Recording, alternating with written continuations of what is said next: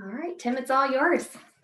Great, thanks, Nicole. Welcome everybody on this blustery February evening in Minnesota. My name is Tim Brahms, and by way of background, I used to own my own management company for about 25 years. That was back in a previous life. I am an educator, have been an educator for adult education my whole life. I'm a licensed real estate broker. I teach real estate continuing ed classes to realtors in this industry specifically. And currently, I am the executive director of Community Associations Institute, CAI, the Minnesota chapter, which is the trade organization nationally that deals specifically and exclusively with homeowner associations. I joke that I am much busier now in my retirement than I was when I was actually working for a living. But I'm enjoying what I'm doing. I appreciate Omega giving me the opportunity to be in front of you tonight. We'll be together for somewhere between 60 and 75 or maybe 90 minutes. A lot of you posed some questions as you registered, and I have those questions. I'm going to try and weave the answers to those in and out as we go. About halfway through the presentation, and I've got a PowerPoint, which I'll throw up in a minute, about halfway through, we'll stop for Q&A. Feel free to use the chat if you want, and between Nicole and I will kind of monitor the chat and get to some of those as well. Hopefully they're generic questions and not uber specific to your association. And there may be somewhere I'm going to say, you know what, you need to talk to your manager, you need to talk to Omega, that sort of thing. But we'll try to get to as many of those as we can. My goal here tonight is really to talk about best practices in the industry, give you some practical applications. In some cases, you'll hear me say, this is my opinion. I'm not a lawyer, so nothing that I say, I want this on the recording, nothing that I say or that we talk about tonight is in any way legal advice. But it's just things that I know and things that I've done. I'm not going to say that I've seen it all, but I have 40 years of experience. So with that, I am going to share my screen. And then we'll start. So hopefully everybody can see that. Okay, here we go. So what we're going to talk about tonight are these bullet points here. In some we'll talk in great detail, some we won't really talk at all. We're going to talk about documents and the law, not just your governing documents for your specific association, but we're also going to talk about the law. Responsibilities, I don't know if you realize how many people and entities and so on there are within your association, whether it's board members and homeowners and your manager and the management company and lawyers and contractors and so on. So we're going to talk about all of that. We're going to talk about setting expectations, and you'll see what I mean by that. But we'll talk about expectations throughout the night and setting boundaries as well.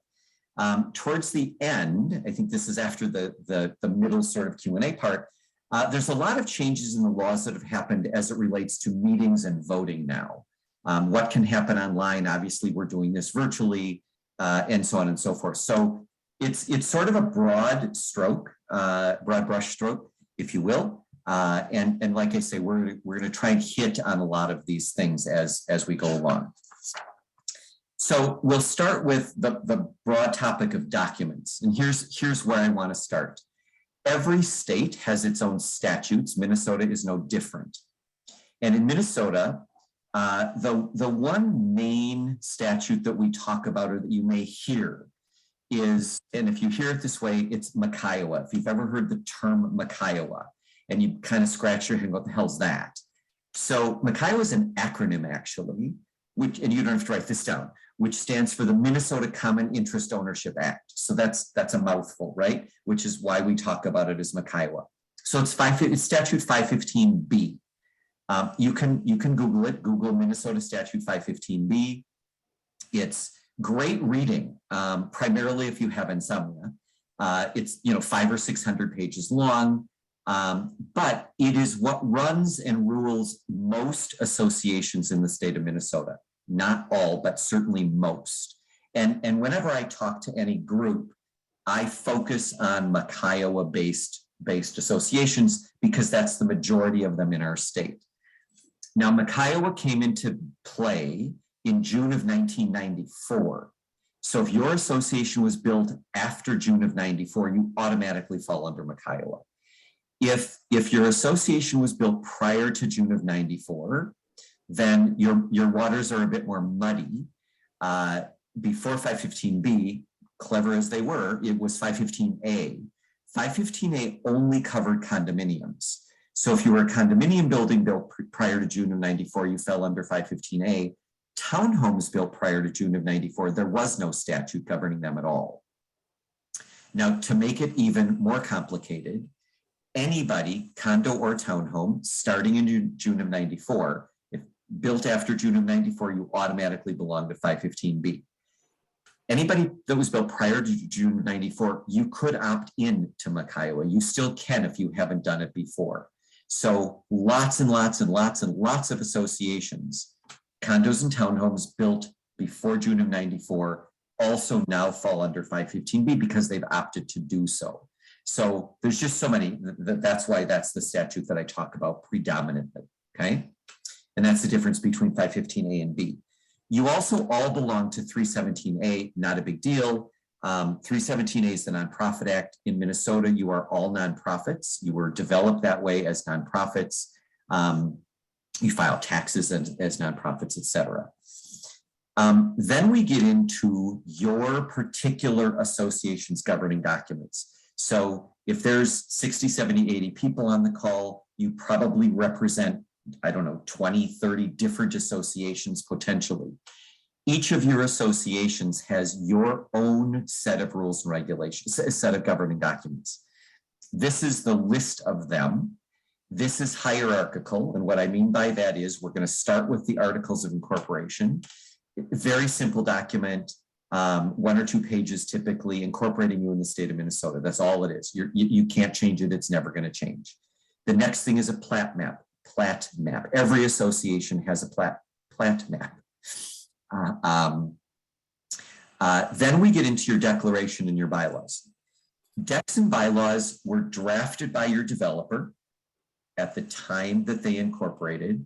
And when I say drafted by your developer, drafted by an attorney for your developer, but they were drafted by your developer. Now, here's a rule of thumb, one of Tim's rule of thumbs. Decks and bylaws can be changed. They can be amended, they can be fully redrafted, but almost across the board, in over 95% of the time, if you want to make a change to either your declaration or your bylaws, you have to go to your membership for a vote. That will change. It's in the declaration will tell you how to do that.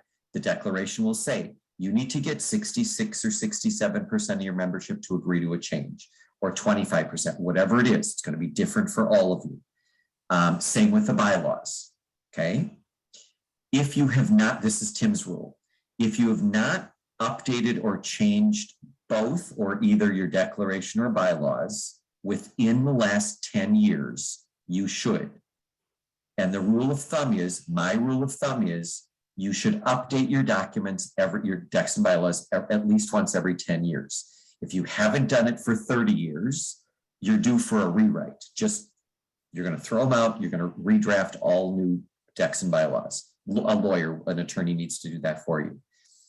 If you've actually updated them recently, continue to do that on a regular basis. Now, the reason that I say that is because the statute changes regularly. The statute literally changes every year, assuming that the legislature does any work. The 515B will change, okay? And you want to keep your documents as up-to-date as possible. And here's why I say this. Again, keep in mind, I'm a real estate broker, and I see this happen all the time. Part of our responsibility, part of Omega's responsibility, and your responsibility as an association, if you sell your unit, you are required, the association is required to provide what's called a resale disclosure to the new buyer. Part of the resale disclosure package are all of these governing documents, the associations below the line here, the association's governing documents, not the statute, just the documents. If you're providing a set of documents that's 25 or 30 years old, which is what your documents are, nobody's telling the buyer, you should go read the statutes, because the statutes govern over their higher level than the decks and bylaws. And people don't do that. So they're looking at documents that are old. The law may be different than what your documents are. So really, really important to do that. Put money in your budget, put it in your budgeting, maybe even in your long-range plan. Hopefully you've got a long-range plan to do that, because it's potentially going to be expensive. The last bullet point here, and I won't get into the specifics of what's in your declaration of bylaws. Read them. If you haven't, read them. It's your responsibility. I will spend a minute talking about rules and regulations. Rules and regulations different from your declaration of bylaws can be changed by a simple majority vote of your board. Okay, I want to say that again. Your rules and regulations can be changed by a simple majority vote on your board. So let's say you're a 5-member board and you are a board of a 100-unit association. You're a 5-member board. 3 of you can vote to change a rule. It's that simple. Now, here's where it gets more complicated. Your rule can't go against your declaration, can't go against your bylaws, and obviously can't be against the law. So you've got to be careful when you're drafting rules that you don't do that, all right? Now, your bylaws may have some very, very loose guidelines, not even going to call them rules. And here's a perfect example. A lot of bylaws are written in such a way by developers, because keep in mind what the developer's role is. The developer's role is to sell units. That's all they care about. So they may put in their bylaws, pets are allowed, okay? That's all it says, pets are allowed. What you can do as a board, once you take over from the developer, what you can do is say, okay, pets are allowed. We can't change that without changing the bylaws. But let's define what that means. What kind of pets? Let's call them domestic pets. What kind of domestic pets? How many can you have? You can define it. You just can't take away the ability to have pets.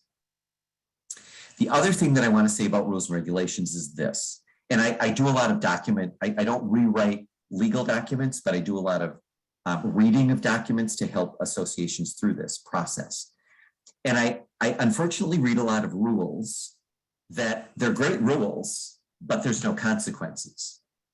So the rule says, well, you can't park in guest parking, but it doesn't say what happens if you do. And I'm going to tell you that a rule that doesn't have multiple consequences behind it, like step 1, first time you break this rule, here's what's going to happen. Second time, this is going to happen. Third time, okay? If you don't have consequences behind your rules, they are unenforceable. It'll be frustrating for you as a board. It'll be frustrating for your management company, because all they can do is write a letter to your homeowner and say, you broke this rule. But they can't do anything else. Don't expect the management company to come up with consequences. You need to write that into your rules. And you can't do them on the fly. You can't decide what the consequences are once a rule is broken. Okay? Okay, I'm going to keep going. All right. So we're going to talk about, I talked about various people and so on, groups of people within the association.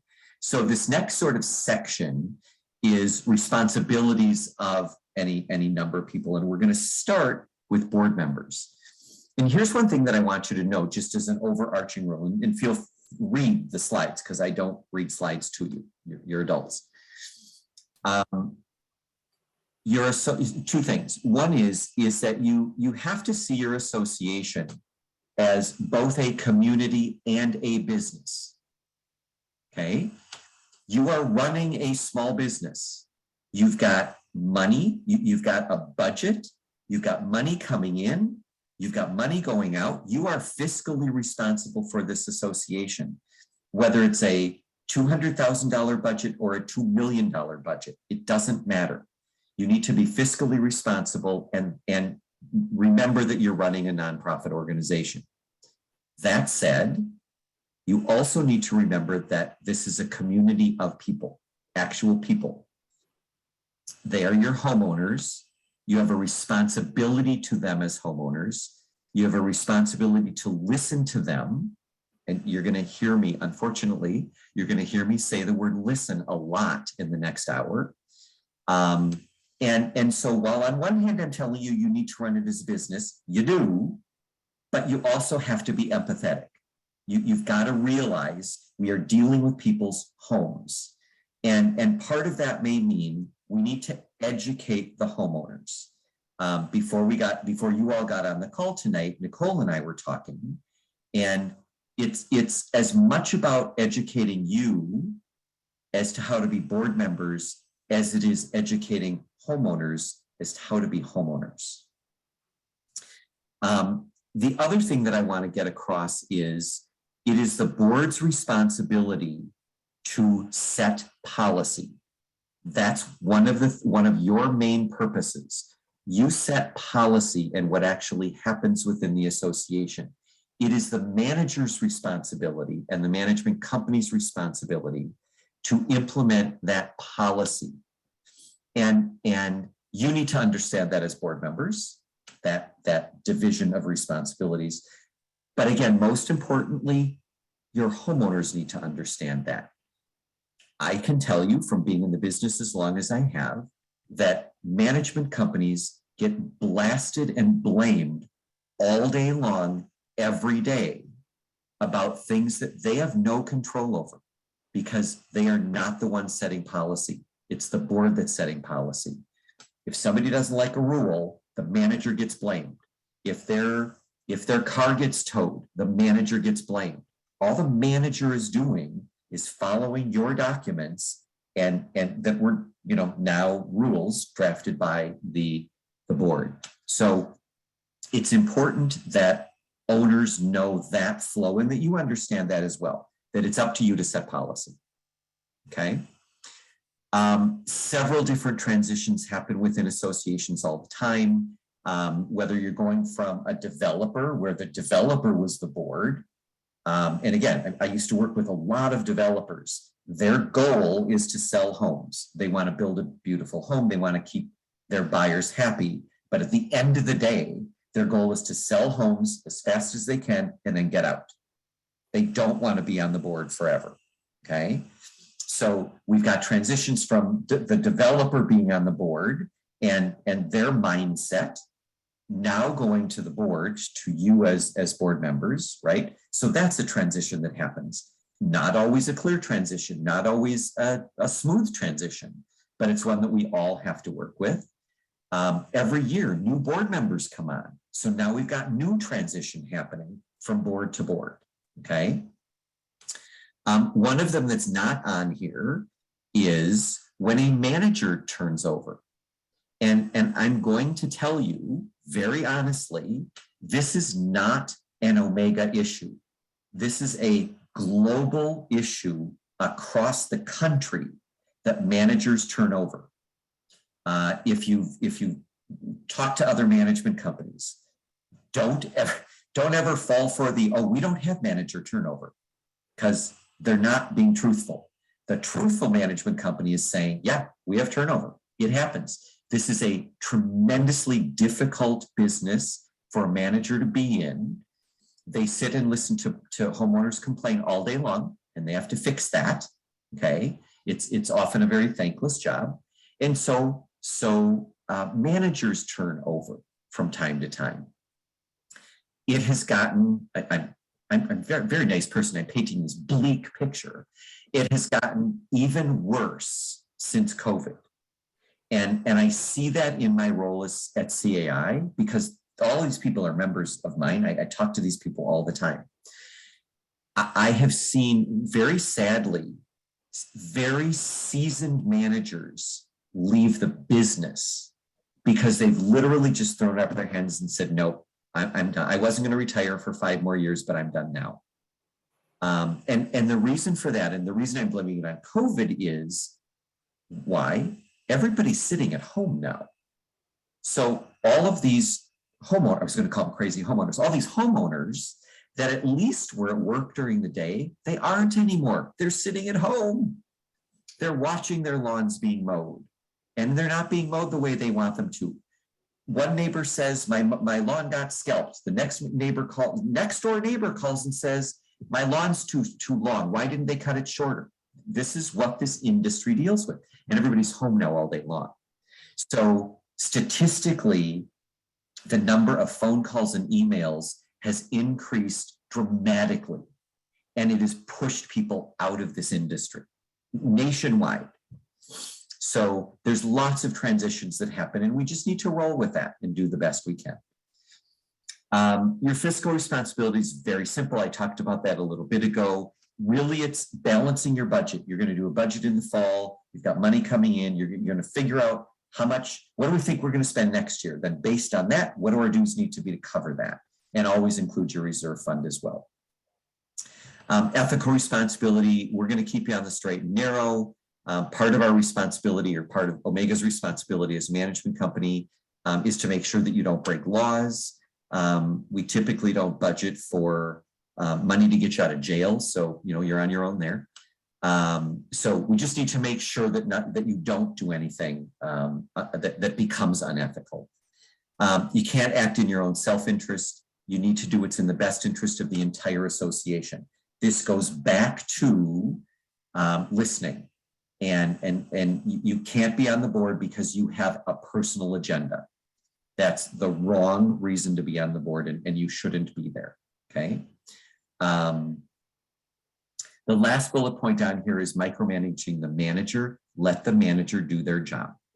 The manager, you're with a management company.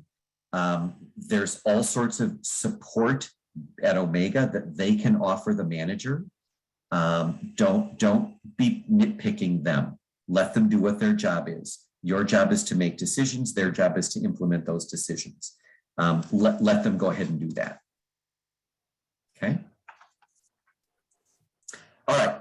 So let's talk real briefly, and I honestly mean real briefly, sort of each particular person individually, or position, not person. So the president is usually going to be the one that runs your board meetings. Doesn't have to be, but usually is that person. Usually is going to be the individual that communicates the most with the manager. And what I mean by that is this. Imagine, if you will, a 5-member board and all 5 of you calling the manager and directing the manager to do something. And that something isn't always the same something. And the way that you want it done isn't always the same way. Imagine what that does to a manager. So in most of my experience, it is best, we call it the funnel effect. It's best for the board to talk about what the board needs to talk about. It funnels up through the president. The president then directs the manager. So the manager's now not getting mixed messages. It's not that the manager doesn't want to talk to you. It's not that the manager's not willing to talk to you, but they should be taking direction from one person. And usually that's the president.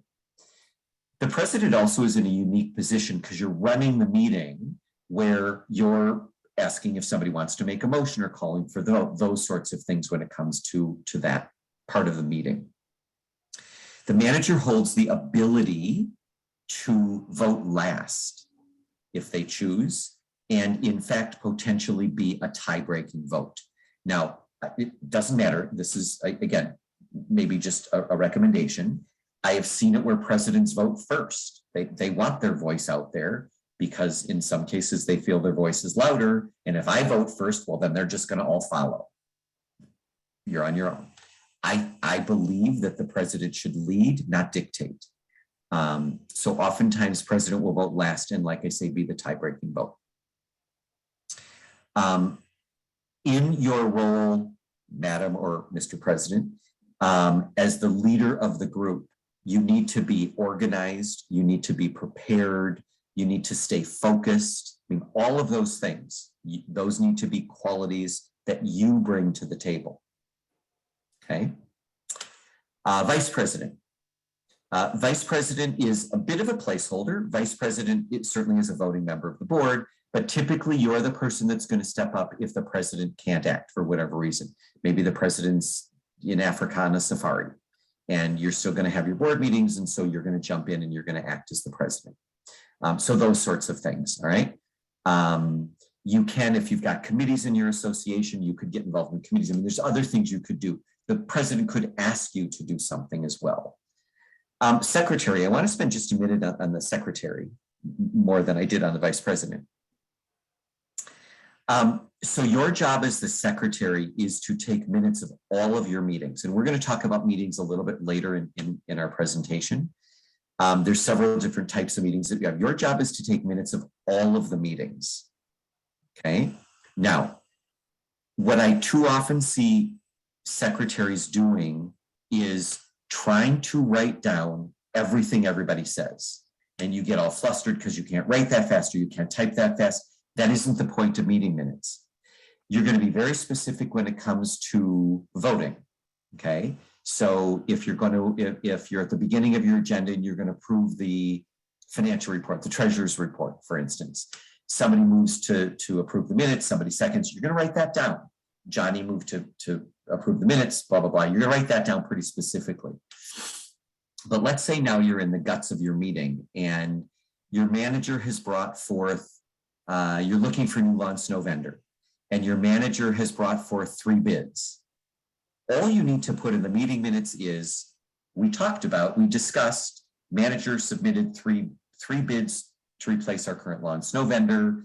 The board discussed it at length, and now a vote was taken. You don't need to write, well, Joe said, I think this about vendor A, and Johnny said, well, I think this about vendor B. You do not need all of that detail. You had a discussion about changing vendors, and you went through the 3 bids and so on and so forth. Okay, so don't panic.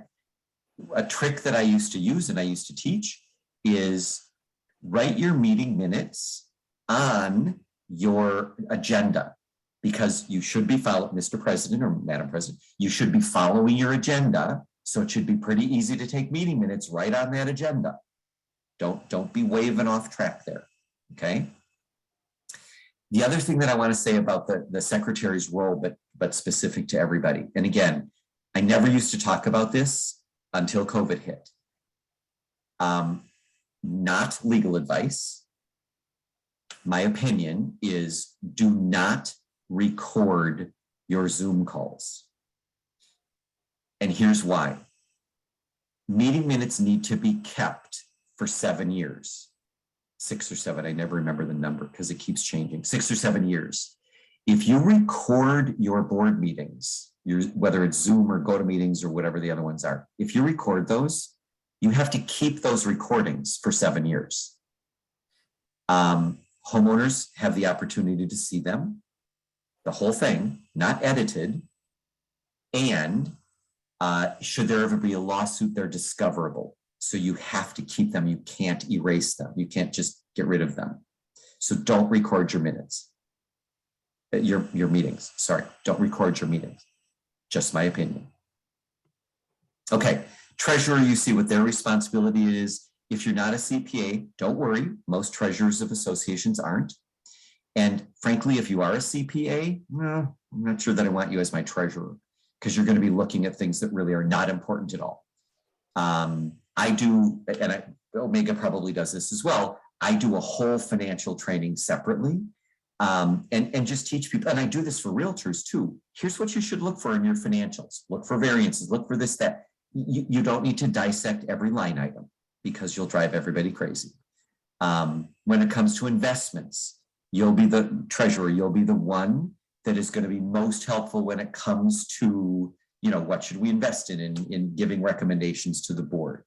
You're going to broadly oversee the financial statements. Again, you don't need to be a CPA in order to be able to do that. And then member at large. Sorry to say, but you're really just a placeholder. All associations, at least all the documents that I've ever read, it is purposeful that you need an odd number of people on your board so that we don't have a tie when it comes to voting. So similar to the vice president, not a lot for you to do. You can be asked you can be called upon to do some things, and that's fine. But typically it's going to be the new guy on the block, new person on the block, board member that's going to come in as the member at large and then observe. This is what the treasurer does. This is what the secretary does, and so on. So you sort of step up the ladder that way. The one last thing that I want to say in terms of you as a group, and I mean this politely as I can possibly say it, you should all hold each other accountable. Okay? You all have things to do. You all have responsibilities, and you should all hold each other accountable. Not one of you is any more important than the other one. You are all equally as important. And if somebody said they're going to do something, hold their feet to the fire. I get the fact that you're all volunteers, but if you've agreed to do something, you need to do it. There's going to be an expectation by your fellow board members that you're going to do it. And forgive me for siding with the management company. The manager is going to expect that it's going to be done. So it needs to be okay that you all hold each other accountable. Tim, if I can jump in here, we had one question about voting and Robert's Rules of Order. Do you want to talk about Robert's Rules of Order and your thoughts on that? So you know what? Let's hold that question because it comes in. It's in the second half of the presentation. Perfect. We are going to talk about voting, all sorts of things about voting. So thank you for that. We'll absolutely do that. And if for some reason I forget, remind me. Will do. So here's just a quick slide again on some do's and don'ts as you're sitting in your board meetings. And listen, I've been in board meetings that have gone smooth as silk. Those are the best. I've also been in board meetings where the police have had to be called guns a-blazing, and then everything in between. So there are times where board meetings go sideways, but here are some things that I want you to keep in mind when you are sitting in a board meeting. You see the second bullet point here, which is listen. I talked about that already. One of the things, I'm going to go back to my board presidents here.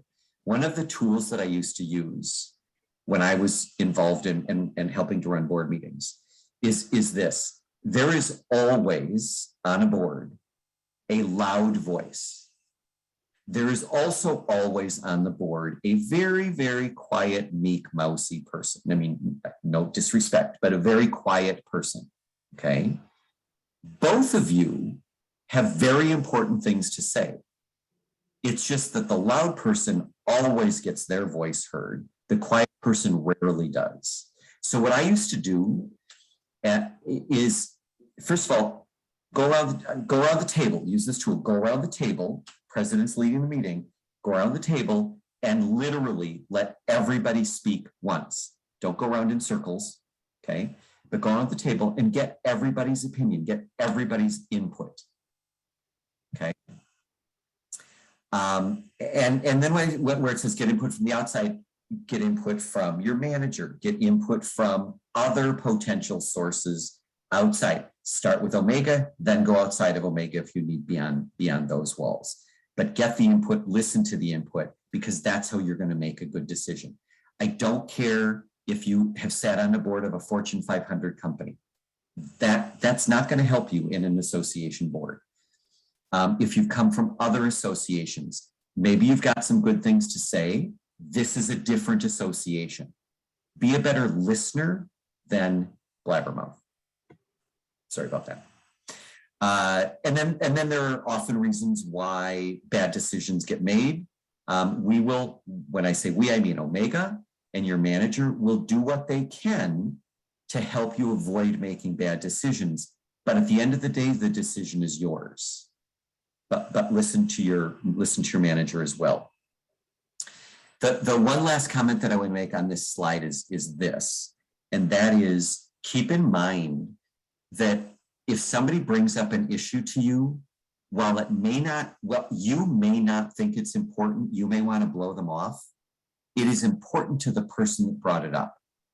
Whether it's a fellow board member or a homeowner, it's important to them. And you have a responsibility to listen to them respectfully and then respond when you've had a chance to talk about it with your fellow board. So keep that in mind. All right. Have I made myself clear? You need to be good listeners. If you don't think you're a good listener, I honestly think you don't deserve to be on the board. You need to be a good listener. You need to be a good communicator, okay? Not by shouting, not by pushing your ideas on everybody, but by actually talking about why you believe whatever it is that you believe in a good, thoughtful way so that other people will understand without shoving it down their throat, okay? You need to plan. I used to say planful. Some English teacher told me that planful actually isn't a word. You need to plan, all right? If you don't plan, this is one of the reasons that your meetings will go sideways. If you have a good agenda and your agenda has timeframes on it, we'll talk about that a little bit later. You need to know what your meeting's going to be about and what you need to accomplish in your meeting. And all of that should be done before you get into the room. I'm guessing that Omega sends out a board packet. In my day, pre-computers, we used to literally send them out in the mail.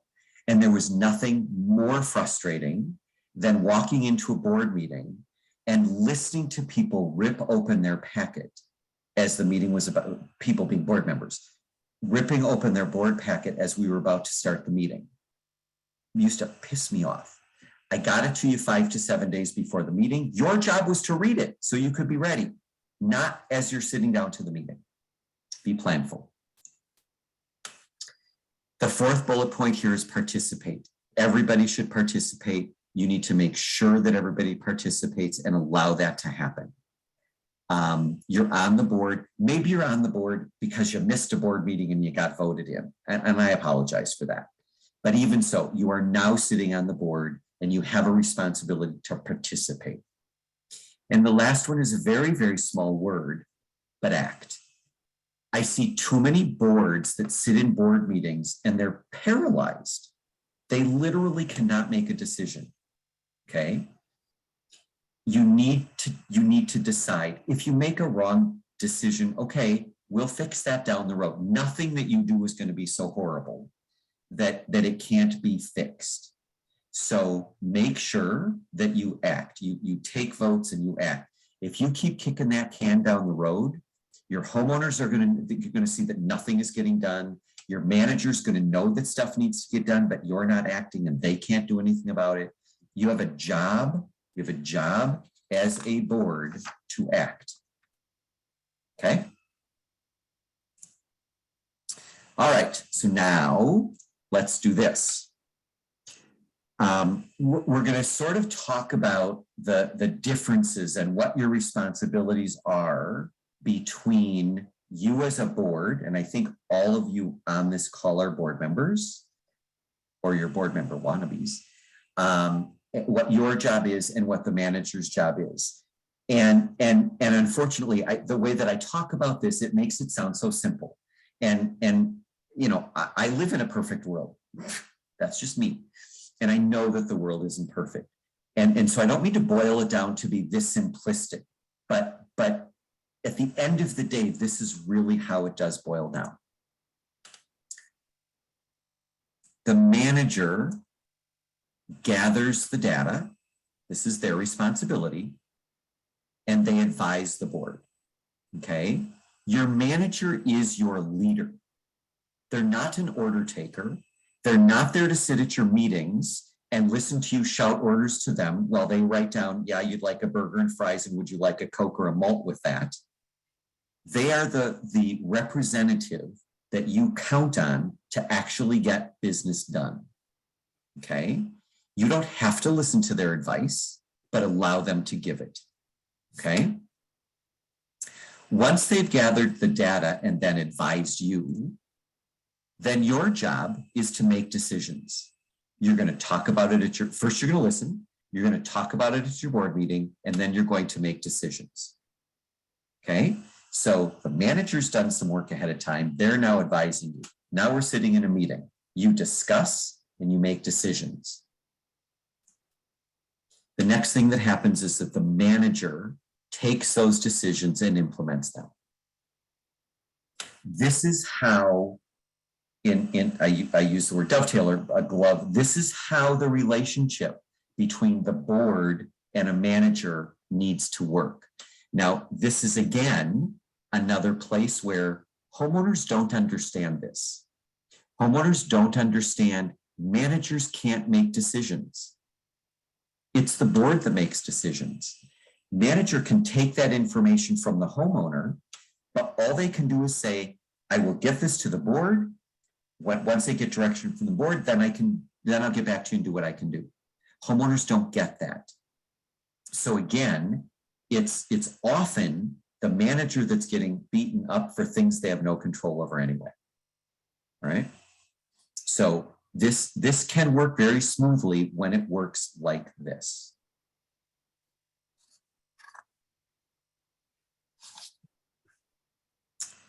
Nicole, I just happened to see the chat and number went up. Let me know if there's a question you want me to answer. Let's see. It says we have a fraction of people who want to be a separate board. What are the thoughts of how we act?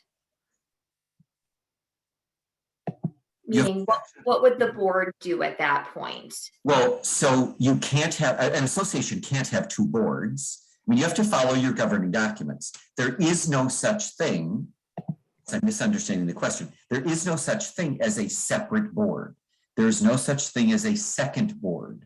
What there can be is a committee, okay? But committees work for the board, right? Committees don't have power. Committees can't spend money. Committees can't make decisions. Committees make recommendations and then they flow up to the board and the board then decides. But there can't be two boards in one association. I don't know if it's against the law, but it's certainly against your governing documents because it's very specific about one board and how many people and what those board positions are and so on. Now the chat number is just going up. Additional comments within the within the question. There is, for lack of better words, a rebellion going on against the board. Okay. Sounds like they're trying to navigate that. Okay, so I can tell you this. Your homeowner, so this is by your governing documents. Now, most homeowners don't know this. Most boards probably don't know this either. But I'm happy to, I talk about this in a lot of my trainings. In fact, I'm going to answer the question, but I'm going to go to the next slide because if you look at the second, I guess I didn't bullet point these, the second one down, elect and remove boards of directors. So homeowners have the power, the right given to them by your governing documents to elect you to the board. Okay, we all know that. That's sort of like duh, right? What most people don't know is that they are also given power to remove you as a board. They can remove one board member or they can remove the whole board at a time. There's a process for that. It's spelled out in your governing documents. It's similar in all, but will be different in every set of your governing documents because there's so many different associations here. But a homeowner, a group of homeowners can remove board members. And then the process is sort of, it's not complicated, but it gets a little tricky. You have to send around, they have to send around a petition. They have to get a certain percentage of homeowners to sign on. A special meeting has to be called. There's this whole big process.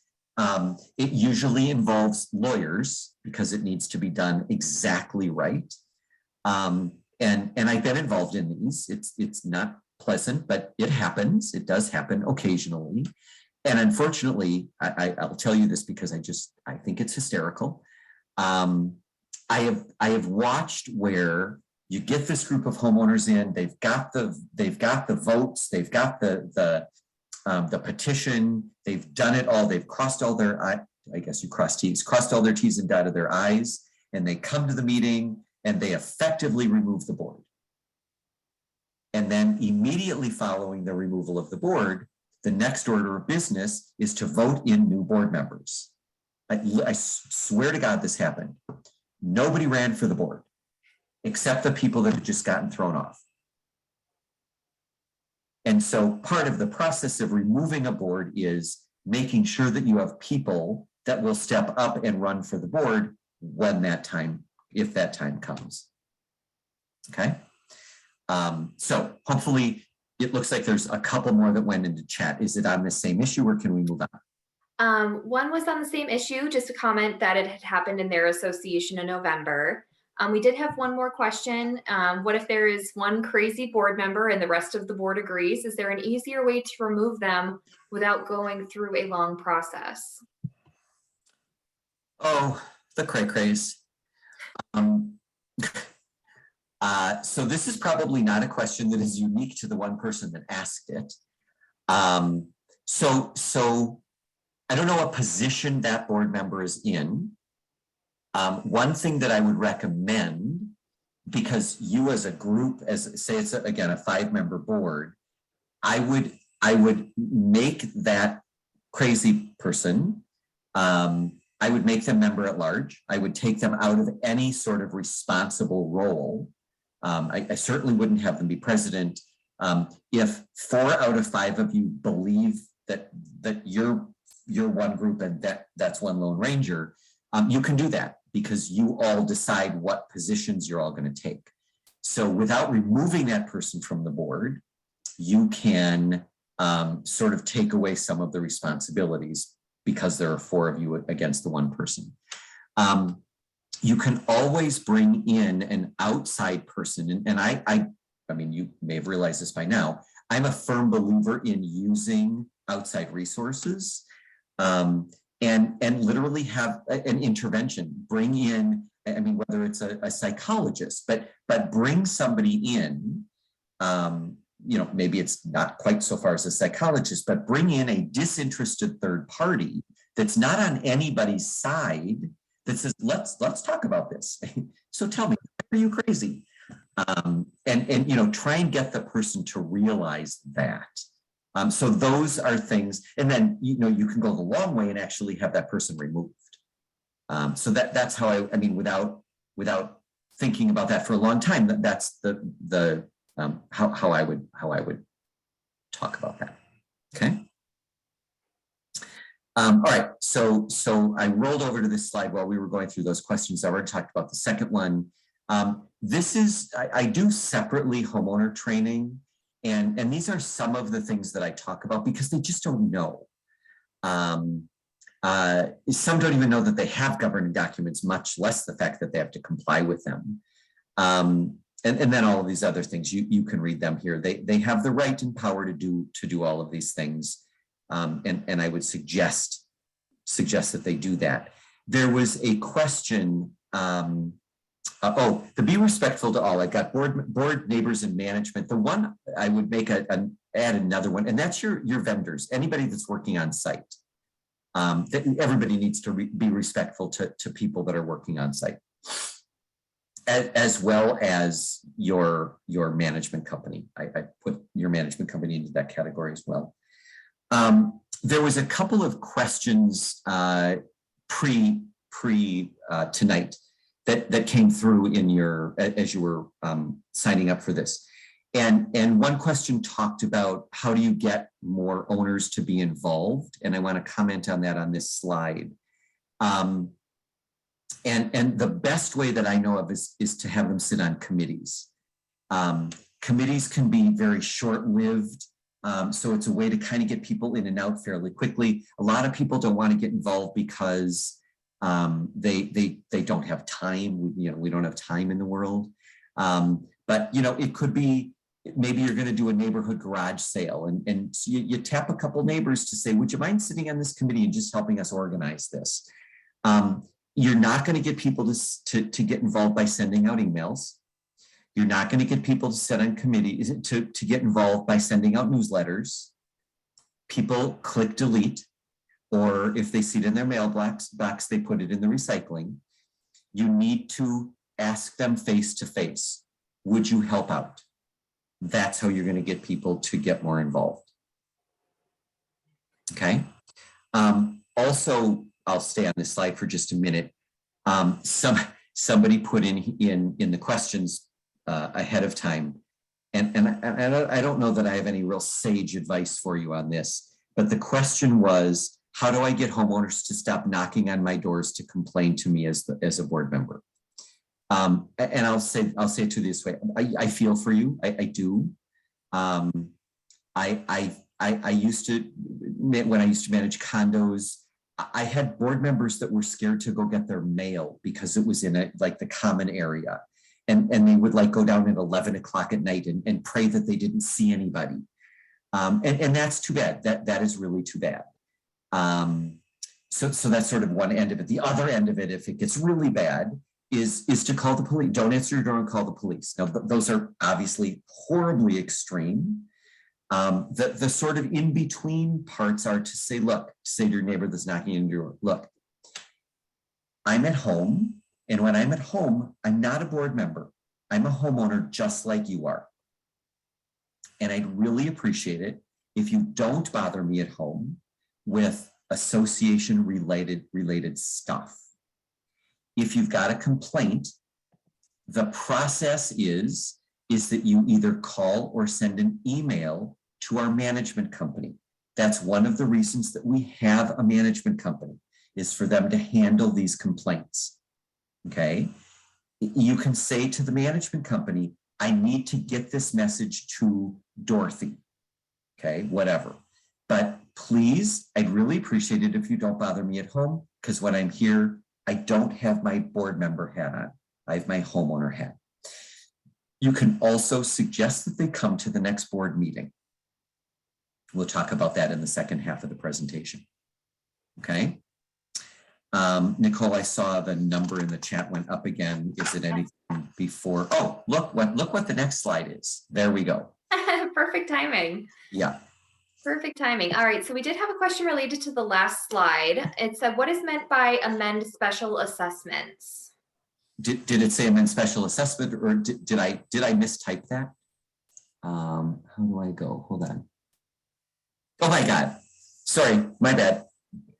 So amend governing documents or approve special assessments. Most association documents, if you want to get a special assessment approved and passed, it's got to go through your membership. Sorry, Nicole, we need to change that. Yes. That word should be approved, not amend. Thank you. Good catch. There's a question actually for us. Can board members have Omega email addresses? Absolutely. The way that we work internally is if a board member has board business, they can email their manager directly. If it's something specific to your home, we would encourage you to submit it to our customer service team, just like any other homeowner would. And it would just go through our customer service team, whether it may be a work order or an accounting question. But absolutely, if you have board business that you need to email your manager, you can certainly email your manager directly. Let's see, we have a question. Would you recommend an association board notify their homeowners that training like what you offer might be helpful, and to provide them with information they need to sit through the training if they choose? Absolutely. Now, you work with Omega. Omega does a lot of their own training. I mean, I mentioned I have a homeowner training program, but I'm a contractor. But talk to Omega, talk to Nicole. I guess, I don't know, Nicole, maybe you can answer that question. But if anybody wants more training on anything, I'm sure Omega would be happy to accommodate that. Yeah, absolutely. So following this this message, we are going to send out a survey. Just how did you enjoy the presentation today? And what are other topics that you would like to see? To mention, we were chatting before the session started today, and I would think a homeowner seminar like this, just really educating members about what it means to be in an HOA, would be so valuable. So I'm sure that's something that we'll be working on in the near future. I will tell you this, because I do these all the time. Sort of unfortunately, but I'm not going to stop doing them. The people that will come to those, the whole preaching to the choir thing, the people that come to those are often not the people that really need to hear the information. But they can be recorded. A training session can be recorded and then played. So anyway, I noticed a few more chat numbers went up. Yeah, it says, what are best practices, advice for associations to use technology communication tools to get everyone involved? An association webpage is a good idea, or an email chain? That's a really tricky question. I am not, and Nicole can answer this when I'm done talking and blubbering. I am not a fan of email, like homeowner only email chains, or you've got to be very careful, because what happens with a lot of those is they literally become bitch sessions by email. And so I always in my practice avoided any of those sorts of things. Omega has that, I think, I'm fairly certain that Omega has the capability of sending out e-blasts and doing all of those sorts of things. I'm not against newsletters. I just, in today's world, a lot of people aren't reading as much as they used to, because they see something and they just flip it off.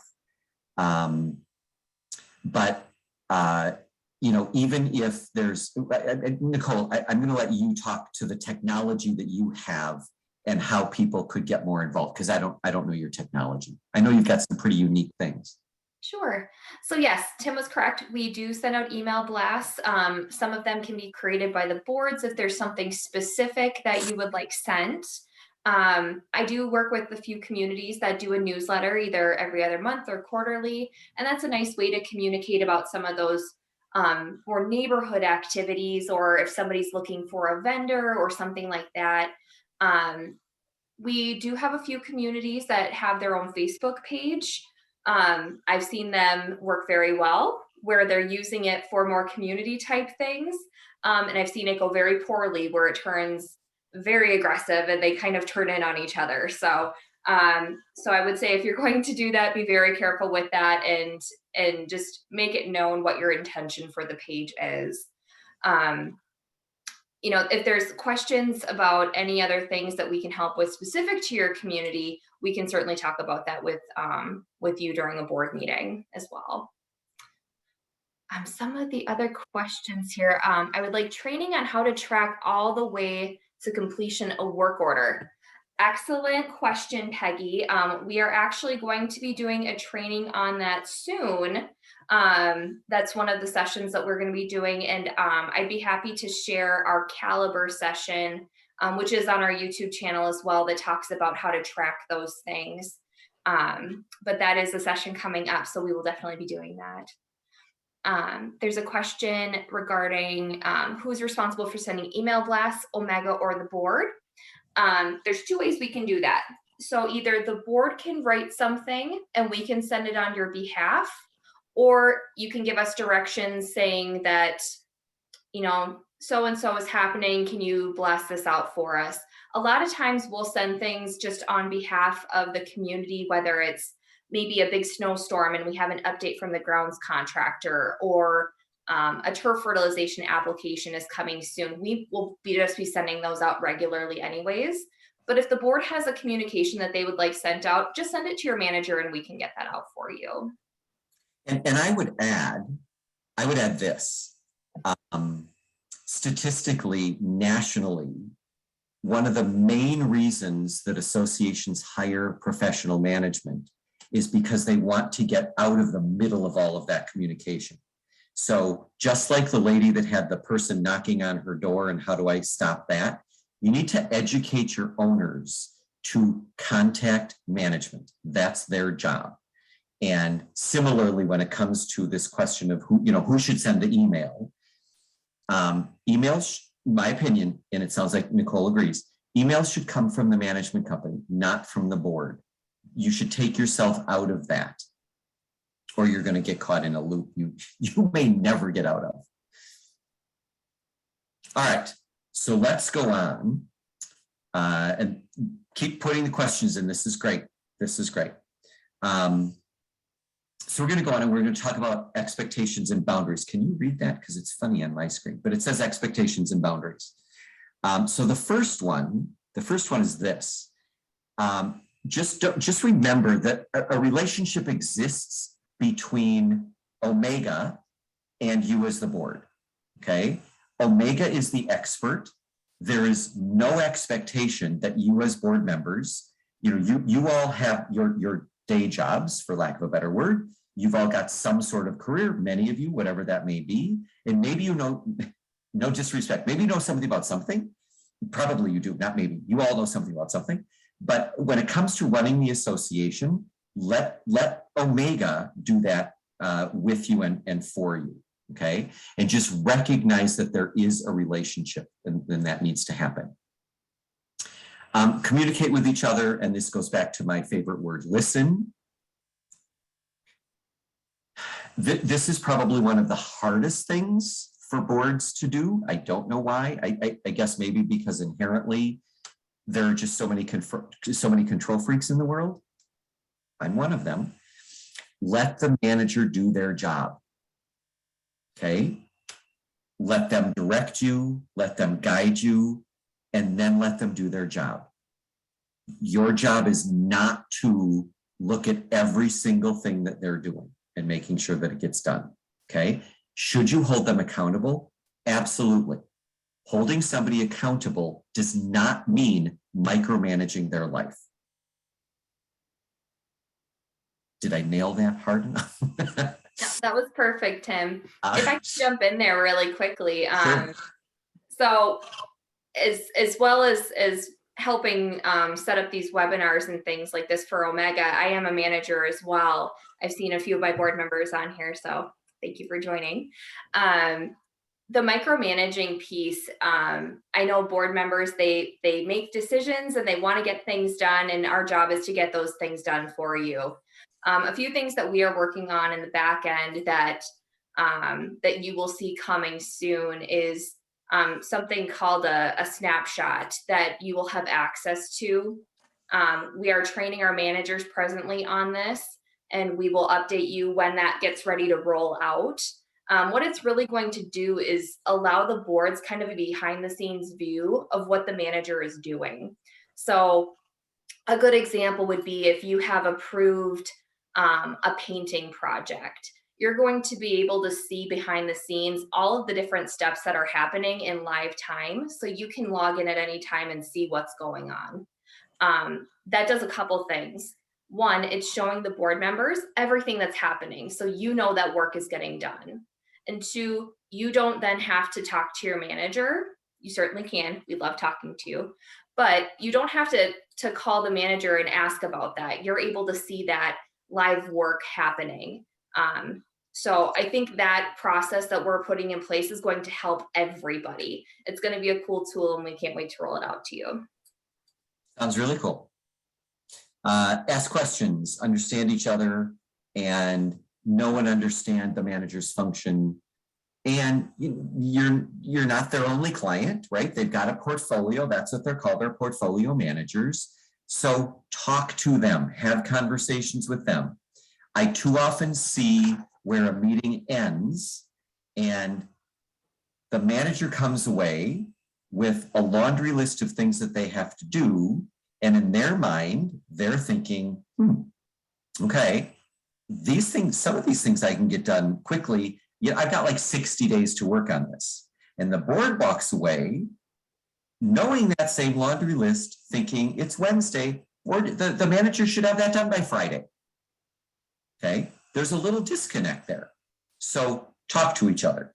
One of the things, again, that I used to do as a course of action was at the end of each meeting, I would tell my managers, go through your list of to-dos with the board so you both know what the to-do lists are, and tell them this will be done by next week. This is going to take me 2 months to get 3 bids, whatever it may be. Have that dialogue because this is a relationship.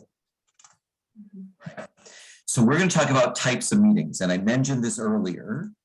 So there are 3 different types of meetings that you are, well, 2 of them are required to call, 1 of them you have the ability to call.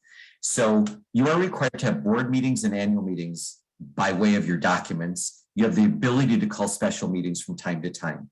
Now, here's what's confusing about these is they all have different meeting requirements, meeting notice requirements in terms of when notices have to go out and how they can go out, because again, our legislature just make it more complicated.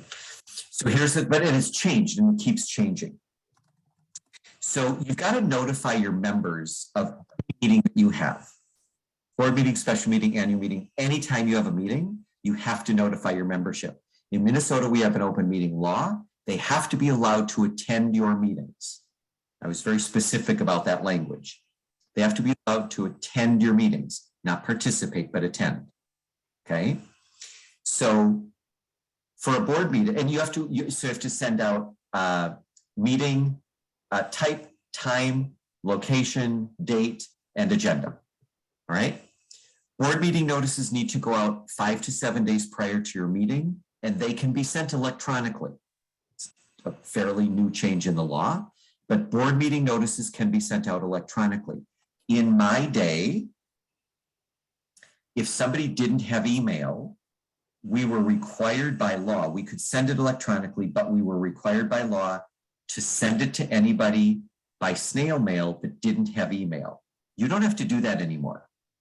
Now the law says, it doesn't specifically say it this way, you can send out an email for a board meeting. You are not required by law to notify them any other way. In other words, it puts the onus on the person that hasn't given you an email address, okay, to get it some other way. So 5 to 7 days, and it can go electronically. I'm going to jump down for a second. Annual meetings, exactly the opposite. It has to go in the snail mail. By law, annual meeting notices have to go in the snail mail. It's a real pain in the rear end. Meeting notice period is 21 to 30 days, so it's much longer meeting notice period, has to go in the mail. And it's unfortunate. It's expensive. It's expensive for you. You're going to get billed. Every management company in the country is going to bill you for annual meeting notices, okay? So don't get mad. It's the law. You're going to get charged for postage and copies and the envelopes and time to put them together and whatever. It costs money. But that's what the law is. 21 to 30 days has to go in the mail. Special meetings are a whole different animal. Special meetings are something that may happen from time to time. Many of you probably don't have them at all. But if you're a small association, here's where I see it happening most often. If you're a small association and you only meet a couple or maybe 3 times a year, there may be something that you need to get together to talk about. A decision needs to be made. So you may want to call a special meeting to do that. Special meetings are typically single topic and very short, okay? That meeting notice can also go out electronically, all right? I have lots of other things that I could say about meetings. There's a couple that I will say. There are some people in our world that have what are called working sessions. And so because it's not called a meeting, they don't have to notice it. Don't do it. Do not, there is no such thing as a working session. If your board gets together, you're having a freaking meeting, and recognize that, whatever kind it is, you're having a meeting. I don't know, Nicole, share this with them when it comes out. I don't know how many of your associations are members of CAI. I just proofed the magazine that's going to come out in a couple of weeks. One of the local attorneys wrote a fabulous article that you send out to, like, I want everybody to see this article. And it's called, can I have dinner with my fellow board members? It's a great article. And it talks about what you can do and can't do and should do and shouldn't do. And the bottom line is, sure, you can have dinner with your fellow board members. You just better not talk about association business. And she goes on to say, if your board's getting together for dinner, that's okay. Assign one of the board members to make sure that you don't talk board business and call you out on it during your dinner. I mean, it's a great article. That sounds great. We'll be sure to include that in our we're doing bi-monthly newsletters to all of our board members. So Okay. we'll be sure to include that. That sounds like a great. Yeah, it's great. It's Nancy Palomas wrote it. It's great. And it's funny. I mean, it's legal and it's clear, but there's some tongue in cheek in there as well. I think somebody asked the question prior to tonight, are minutes required of all meetings? And the answer is absolutely yes. Board meetings, special meetings, annual meetings, committee meetings, I don't care, anything that has the word meeting at the end of it, meeting minutes are required. All right. So I mentioned that we have our open meeting law, right? And so here's the thing. There is a time when you can go into what's called a closed session. Okay. And when you can do that is very specific. It's not very often, and it's for very specific purposes. It's called executive session. My recommendation is that you do this at the end of a regularly scheduled meeting, and you explain to any homeowners that are there, we're going to go into executive session, so we need to ask you to leave. If you're the secretary, you're going to actually close your regular meeting minutes, say meeting was adjourned at such and such a time. You're going to start new minutes now for your executive session minutes, because meeting minutes are going to go to your homeowners, executive sessions are only going to go to board members. So two separate sets of minutes. And then let Omega help you through this, your manager help you through what can go on in executive session. Very, very, very highly sensitive, and often lawyers are involved. That's like the easiest way to put it. If you're talking about something, if you're talking about a homeowner in a highly sensitive manner for whatever reason, if they're highly delinquent and you're trying to figure out what to do, again, let Omega walk you through this, but there are very, very few and far between reasons where you can actually go into a closed session. I don't know if Omega does this or not. A lot of associations will have what's called a homeowner forum session as part of their regular meetings. I have a whole process for homeowner forum. I won't go over that here. It should be a very specific and short amount of time that your meetings are open, because when you're having a board meeting, you've got business to take care of. So that's really the purpose of your meeting. And so you don't want your homeowner forum, if you allow that, to all of a sudden get away from you, or that will take over your meetings, right? So this was asked prior, and it's dealing with angry homeowners again. And we've talked about this a little bit, but you know, there's going to be angry homeowners. We want to diffuse that as best we can. Okay, so here's what I'm going to say on this particular slide in this particular time. First of all, it's the president's responsibility to be running the meeting. If you have an agenda, one of the ways to diffuse an angry homeowner is to say, you know, we've got an agenda. We've got to stick to the agenda. Give the angry homeowner the opportunity to talk during homeowner forum if you have that opportunity. But sort of blame it on the agenda. We've got to stick to our agenda. Don't allow side conversations, and there's nothing more frustrating than having a meeting when there's a bunch of people talking on the side, even if they're not, this is not for just angry homeowners. If you're having your board meeting and there's homeowners in the back and they're having side conversations, I would ask them to please stop that. They're there so that they can observe the board. If they're having a side conversation, they're clearly not paying attention to the board. So I would ask them politely to please stop their side conversation. The second time, I would maybe jump to, I'm going to ask you to leave the meeting. Maybe I would do that on the second time, is to say, I'm going to ask you if you do it a third time, but you have the power to do that. You can ask somebody to leave the meeting if they're being at all disruptive. If somebody's being belligerent, I, without trying to get into a long conversation, I would thank them for their input. I would politely suggest this is not the time to have this conversation. Perhaps you could call Omega and set up a time where you can talk to the manager privately, but in a board meeting is not the time to do that. Let's take this offline and set a time to do that. You can get harder core and say, this is out of order. We've got an agenda. This isn't on the agenda. So you're out of order and therefore we can't discuss it. Again, depending on how really bad it gets, you can ask the angry person.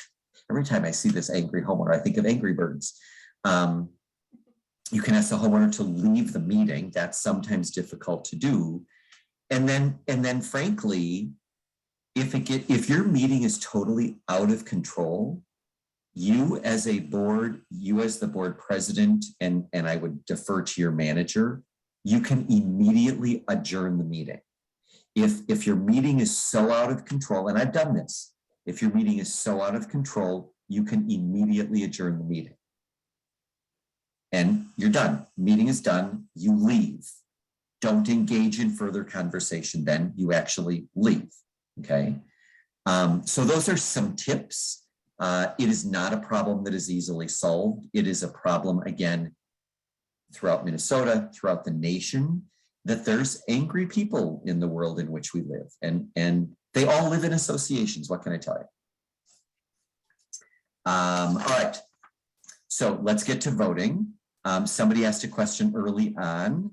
There's a couple slides left. I see the chat numbers going up. We'll have time for Q&A in just a couple more minutes. So you should use parliamentary procedure for all your meetings, and certainly when it comes to voting. This is not a class on parliamentary procedure. I'm sure that Nicole and Omega has resources for parliamentary procedure. If not, CAI does. But you should be following parliamentary procedure. What I want to specifically talk about, though, is voting by email, because this is all new within Minnesota law. And it's a little crazy. So here's what the legislature has done. If you want to take a vote by email, first of all, your manager will send out the email to, I'm going to stick with my 5 board member rule. Say you're a 5-member board. The manager's going to send that out to all 5 board members. All right. Now, in order for in today's world, in order for the vote to be valid, everybody must vote. In other words, the manager must get 5 emails back. If he or she only gets 4, the vote dies in today's time. Okay. All 5 of you must vote. Secondly, just look at the first part of the sentence. Secondly, in order for the vote to be valid, you must be unanimous in your vote, either all in favor or all against. You must be unanimous. That's how it sits today. The change that was made in the last session says, unless your governing documents say otherwise. What that means is, and nobody says that yet because it just passed last fall. What that means is that they now say, and there's very specific language, and again, requires you amending your governing documents. But what it says is that if your governing documents say that you allow electronic voting, the vote can be valid with a majority vote, then it's okay. But your docs have to say that. And again, I haven't seen any documents that say that yet. All right, that's the newest part of the law, is that it allows an electronic vote to pass with a simple majority vote. So again, it has to be 3 out of 5 have to vote in favor. Okay, the next thing that has to happen, the last thing that has to happen. So keep in mind, associations are all about transparency, which is why you take meeting minutes, and meeting minutes get sent out to your board, to your membership, and board meetings are open. It's all about transparency. Well, think about the fact that you've now taken electronic vote. Your membership doesn't know that. So now we need to get that into your next meeting minutes. So your manager will take care of that for you. It'll be on your next agenda that this has to be ratified at your next meeting, that an online vote was taken. This was the vote. This was how it passed, and so on and so forth. So it's a little bit complicated. I'm sure that Omega knows all the nuances and can help you through that. All right. Nicole asked me to come up with some top tips as we were sort of heading into the close of the session. And again, we'll get to, there's a few more questions. And this is truly what I believe. Listen's my number one. These are not necessarily in order, but listen's my number one. Being communicative, participating, and getting everybody else to participate. Being collaborative. And what I mean by that is listen to what other people think, trust that other people know some things. You're not the only one that knows something, and doing what's in the best interest of your community, not your self-interest. So be collaborative with your board, be collaborative with your neighborhood, be collaborative with your management company. I mean, this just goes in so many different directions. And then finally, be kind to each other. We live in a world that has gone sideways for a lot of reasons, and it's sad, it's unfortunate. I'll tell you, the ones that are making a boatload off of this are the psychologists and psychiatrists. But be kind to one another. That's all I ask. So those are my closing tips. So thank you for having me. I'm not going away right now. Nicole, it looks like we have some more questions. We do indeed. We've got a lot of questions here. All right. So there was a question about having an Omega email address for a board member, so you don't have to use your personal email address. I don't know that we can set up an Omega email address for the board members. What I would encourage you to do, if you're trying to separate your personal business from your board business, I've seen a lot of board members set up, I would say like a Gmail or something like that with just their HOA name. And that seemed to work well, because then you can really separate your personal life from your board life. Or if homeowners are emailing you, just respond back, contact Omega. That's always a safe way to go. And to just piggyback on that, Nicole, it could move from, like, you could have president at ABC Association. And that could move as the president changes. You just give them the password, and when you're done being president, the next president can still use that same email. Mm-hmm. Yeah, absolutely. All right, we have a question here. If your community has different phases and all board members are part of the same phase -1 and tend to exclude this person in outside of the board meeting conversations that affect knowledge sharing and effective process, how would you deal with that? I'm assuming that came from the one person. So I would say they probably need some education as to what it means to be on a board. And I'm not even sure that the phases part of that question matters. One person shouldn't ever be excluded or felt like they're excluded as part of an entire board. So maybe whoever asked that question through Omega could suggest some training for that board. Yep. And that's something for any of the board members on here.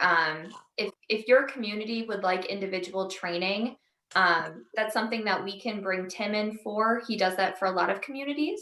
So that's something that we can talk about. Just bring that up to your manager if that's something that you're interested in. A question, what kind of expectations should we have on responsiveness from our management company? So with Omega, if somebody calls in to our customer service team or sends an email, they should be getting a ticket assigned to them right away. If you're emailing to that service address, they would get an automatic bounce back saying, here's your ticket number. And then a person should be responding live to you with what direction that ticket is taking within 3 business hours. If you're emailing your manager directly, I would say it would be safe at least within a day or 2 to be getting a response. If it's something urgent, we have our emergency line, we have our customer service team. Please don't wait if it's something very urgent, but that is our expectation that at least within a day or 2, you should be hearing back from your manager. We may not have the specific answer you're looking for, but at least you should get an acknowledgement. Let's see, we have, what are your thoughts on sending out a survey on board and management company performance? Do you think a survey to a community member after an interaction with the management company is a good idea? So from our end, what we do, we have a lot of different surveys that go out throughout the year. We will send a homeowner survey prior to your annual meeting, just so the board is aware if there's anything going on that may come up during the annual meeting. Right now, we're in the midst of annual board surveys, so everybody will be getting those. If you haven't already gotten them, we're sending them in 2-week chunks just to make sure we're getting everything addressed.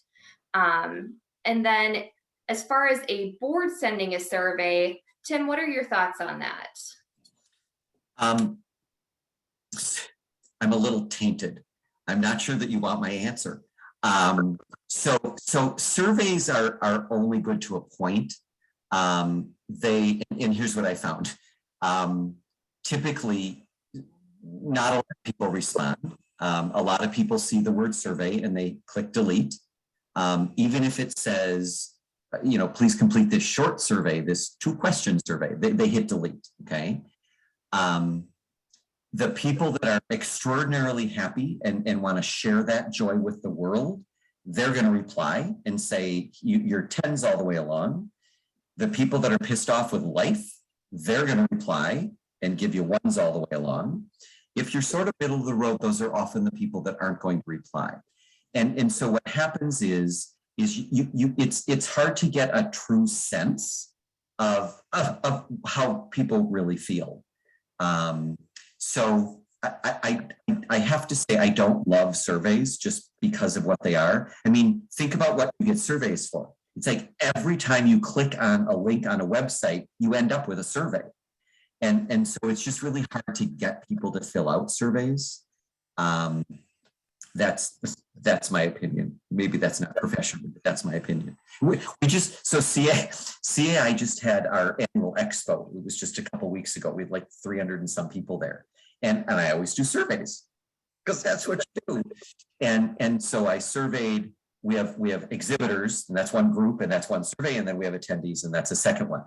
And some of them cross over in terms of what the questions are. So in 2 cases, one of them was, we always ask about the food because we try and change it up, whatever. And literally half the people, best food ever at one of these things. The other half, worst food ever at one of these things.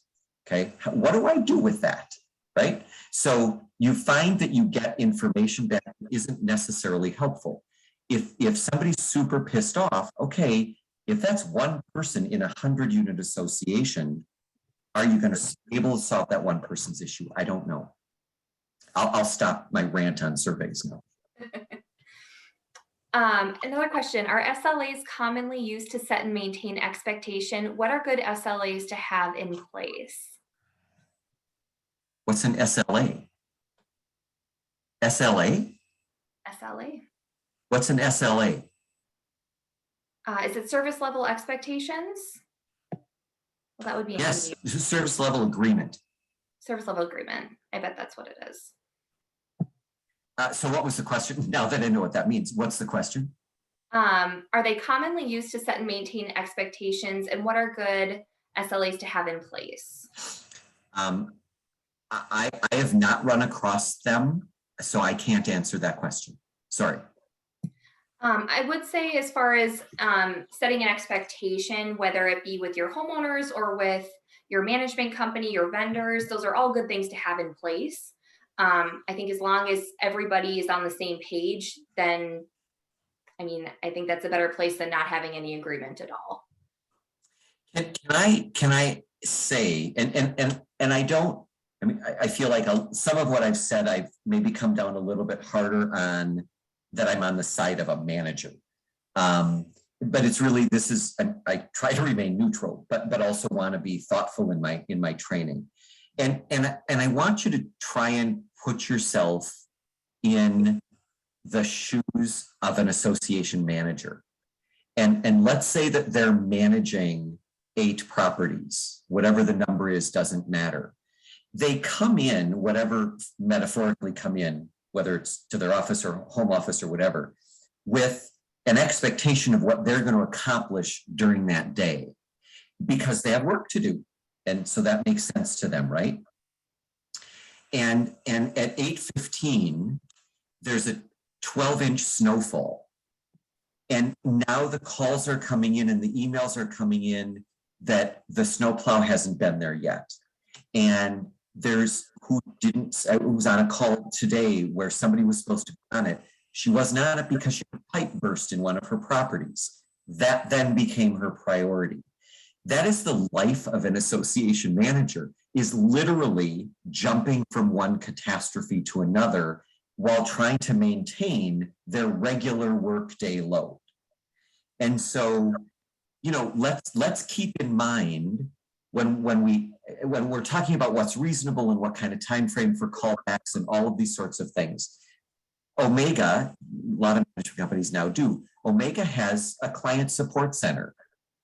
Could not a lot of these calls not even go to the manager, but just go directly to the client support center, right? Instead of getting the manager involved at all. Because the client support people, they're just sitting all day long waiting for their phone to ring with calls like this, where the manager's looking at all these other things. And so, understanding what really is priority and, what's okay if it maybe waits another day. All right. A few more questions here. So what is your advice on including names in minutes? Do they need to be redacted, and why? I don't think names should be in minutes. I don't think it's important, except for motions. If you want to say Cheryl moved to do blah, blah, blah, and Paul seconded the motion carried unanimously, or the motion passed 3-2. It is not important how people voted. So if it was a 3-2 vote or a 4-1 vote, it is not important how the board voted, and here's why. Again, not an attorney here talking. When you leave the meeting, if it was a split vote, 4-1 or 3-2, when you leave the meeting, we are in a democracy. The board voted in favor of this motion, and that's all that matters. Do not walk out of the meeting if you're one of the dissenting people. Do not walk out of the meeting and start bashing your fellow board members. You will get in trouble, and you may even get sued. When you walk out of the meeting, the motion passed or the motion failed. That's all that matters. So it's okay to put in who made the motion and who seconded it. It doesn't even have to be in there, but it's okay to be in there. It shouldn't be in there how anybody voted.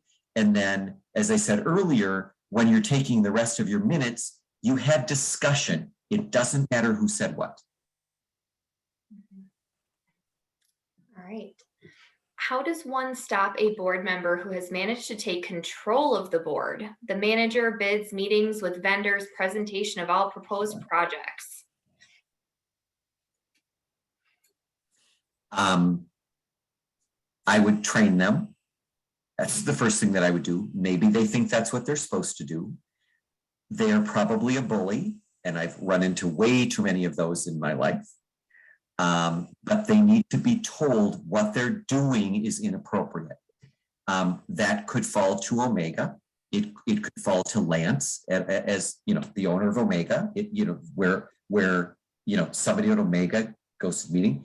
It could fall to an attorney to say this is inappropriate. This is not how a board should be run. So there's any number of those ways that it can fall to whoever asked this question. If you can rally the other troops and not be bullied by this board member, if there's 4 of you that believe this way, you can have a discussion with the president and say, this is not right. You could oust him or her from the presidency. You could lean on Omega to get in, to help navigate that. But yeah, it's not right. It's not okay. It's not a dictatorship. Being on a board and being the board president is not a dictatorship. Yeah, we are all one team, all towards the same goals. Which parliamentary procedure are you referencing? I'm guessing that was Robert's Rules of Orders, correct? Yes. Sorry, my bad. Yep. I would definitely follow Robert's rules. And don't get crazy about it. I mean, president, somebody want to make a motion, you hear the motion, you need a second before you move on, you can table something, you can amend a motion, those sorts of things. But don't go all, crazy whack job on Robert's rules.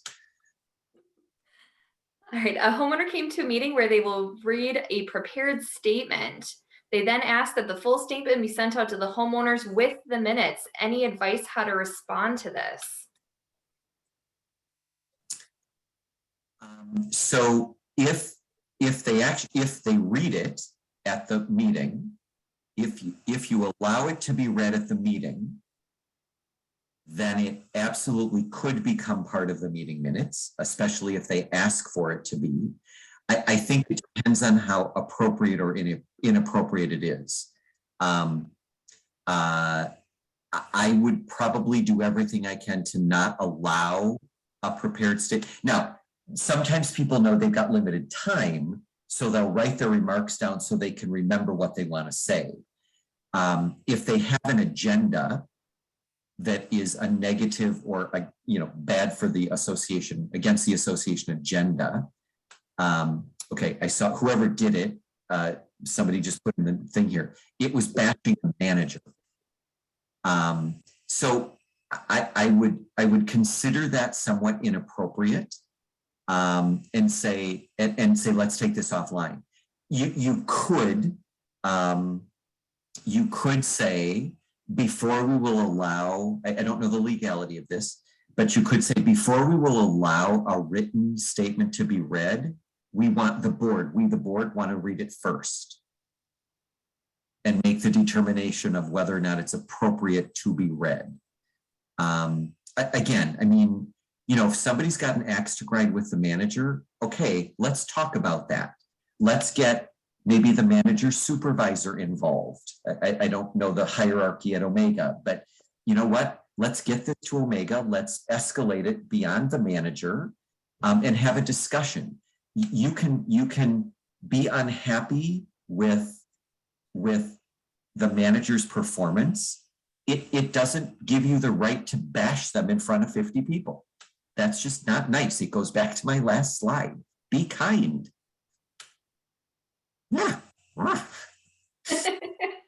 We've got just 2 more questions. So a question about, do we expect to upgrade Caliber anytime soon to offer more capabilities? I think you've been sitting in our meetings this week. We hope to have a decision on some changes coming soon. The decision is supposed to be made this week. So as soon as we know, you will know. What we have seen looks pretty cool. So fingers crossed. We're excited about some changes hopefully coming very soon with our system. And then our last question here, can you help explain how a board with 2 types of board members is different? We have 3 members for villas and 2 for single family. So I do know this board in particular. In this case, their documents provide that 3 board members are of the villa style homes, 2 are for the single family, and decisions specific to the villa homes are made by those villa homeowners on the board. Those types of associations get very tricky and very difficult to navigate. And here's what I would say sort of more globally. Developers did this where they built different types of homes. Sometimes they separated them into separate associations and then have our overall master. Sometimes they didn't. Again, I love developers. We couldn't live without them, but their goal was to sell homes, make money by selling homes. So they often didn't think about what the back end of this was going to look like. And so they didn't really care what it meant for boards, what 3 here and 2 here, and this one gets to make these decisions and so on. So it gets very tricky to navigate. And I would encourage you, and again, how many times have I said I'm not a lawyer? I advocate for them, apparently. You may need legal advice more than you think to help navigate those sorts of things. And that's okay. You want to make sure that you're doing things right. And sometimes that means getting a legal opinion to do that.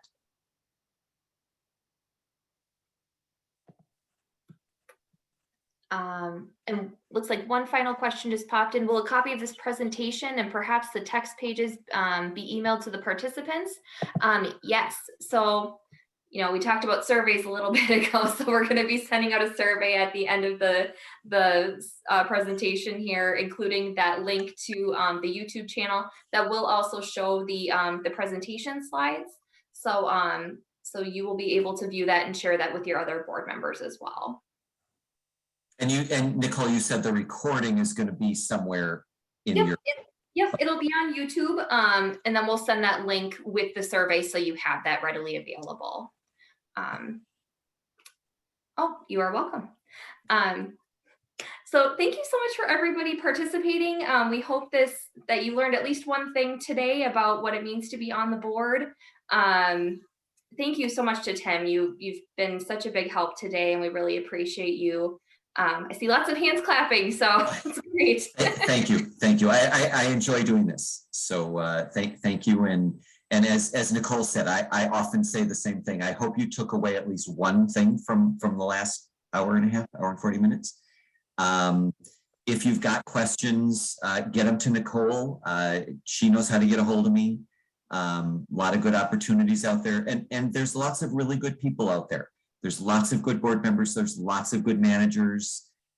We just need to keep rowing in the same direction, as somebody once said. And we are all trying to be on the same page. We just sometimes go off stream, and that's unfortunate. But I ditto to what Nicole said. Thank you all for coming and spending your time tonight. And Nicole, thank you for having me. Absolutely. Thanks so much, everybody. We'll see you at our next session.